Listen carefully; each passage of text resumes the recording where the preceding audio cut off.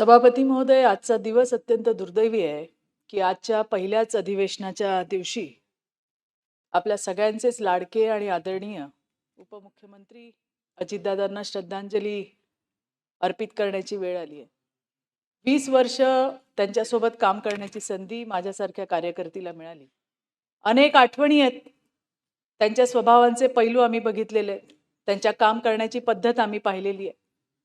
सत्तेमध्ये असताना आणि विरोधी पक्षामध्ये असताना सुद्धा बऱ्याच आठवणी दादांच्या आमच्या सोबत आहेत. मगाशी खोडके साहेबांनी सांगितलं ते बरोबर आहे. कार्यकर्त्यावर अत्यंत जीव असणारा नेता म्हणजे अजितदादा, ज्यांना आम्ही जवळून अनुभवलंय. आमचा पायी मोर्चा होता यवतमाळ पासून नागपूर पर्यंत. 10 दिवस आम्ही सगळे एकत्र होतो. महिला कार्यकर्ता, पुरुष कार्यकर्ते आणि कुटुंबाचा प्रमुख कसा असतो, दादांच्या नेतृत्वात हा मोर्चा निघाला होता. आणि प्रत्येकाची राहण्याची खाण्याची व्यवस्था काय आहे स्वतः उठून पाहणारा असे आमचे दादा होते. माझ्या स्वतःच्या बद्दल जर तुम्ही म्हणाल तर माझ्याकडे तर दादांच्या अनंत अशा आठवणी आहेत. मला आजही आठवतंय की 27 ऑगस्ट 2019 ज्या दिवशी मी राष्ट्रवादी काँग्रेस पार्टी सोडण्याचा निर्णय घेतला, मी प्रदेश कार्यालयामध्येच होते आणि तिथून निघाले. बातम्या सुरू झाल्या, खूप नेत्यांचे फोन आले, पण मला कुणाशीच बोलायची इच्छा नव्हती. मी पवार साहेबांकडे माझा राजीनामा घेऊन जात असताना मला अजितदादांचा फोन आला. दादांनी मला सांगितलं, चित्राताई, तुमच्यासोबत जे झालं त्याची मला पूर्ण कल्पना आहे, पण मी त्यात तुमच्यासाठी काही करू शकलो नाही, ही सत्यता आहे. मला फक्त आता एवढंच सांगा की तुम्ही भारतीय जनता पार्टीमध्ये प्रवेश करताय, हे खरं आहे का? मी म्हटलं, हो दादा, मी 3 दिवसांनी भारतीय जनता पार्टीमध्ये प्रवेश करणार आहे. मग तुम्ही देवेंद्र फडणवीसांच्या थेट संपर्कात आहात की आणखीन कोणी मध्यस्थी तिकडे? मी म्हटलं, नाही दादा, स्वतः देवेंद्रजी फडणवीस आहेत आणि मी त्यांच्या संपर्कामध्ये आहे. दादांनी मला सांगितलं, चित्राताई, तुम्हाला माझ्या शुभेच्छा आहेत. मला विश्वास आहे की देवेंद्रजींसोबतही आपण उत्तम त्या ठिकाणी काम कराल, अशा शुभेच्छा मला दादांनी दिल्या. अगदी आत्ता अलीकडचाच त्यांच्या कार्यालयातनं मला फोन आला. सतीशजी, फोन याच्यासाठी होता की तुमची जन्मतारीख तीच आहे का हे विचारायला.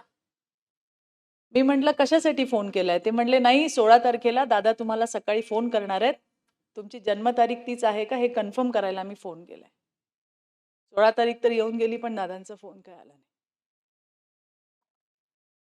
अत्यंत भावनिक असा क्षण आमच्या सगळ्यांसाठी.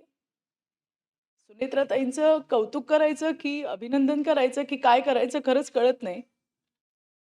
कारण ज्या धीरोदात्त भूमिकेने त्या पुढे आल्या. एखाद्याचा पती गेल्यानंतर एखाद्या महिलेचा तिच्यासाठी ते सर्वस्व असतं आणि ते गेल्यानंतर त्यांचं आयुष्य उद्ध्वस्त झालं, पण त्या पुढे आल्या. त्यांनी उपमुख्यमंत्री पदाची त्या ठिकाणी शपथ घेतली. काही ठिकाणी बरंच काही काही लिहून आलं. नीलमताई, फार वाईट.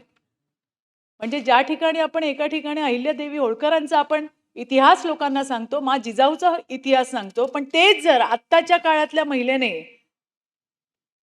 त्याच पद्धतीने आचरण केलं तर काही लोकांकडनं टीका केली जाते. हे फार वाईट आहे आणि त्यांना इतिहासही माफ करणार नाही असं मला स्वतःला वाटतंय.